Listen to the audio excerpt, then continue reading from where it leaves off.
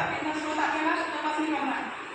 तर एक बॉटल घ्यायची, ह्या बाटलीमध्ये पाणी घ्यायचं. त्या बाटलीमध्ये आतमध्ये काहीतरी लिक्विड आहे, केमिकल आहे.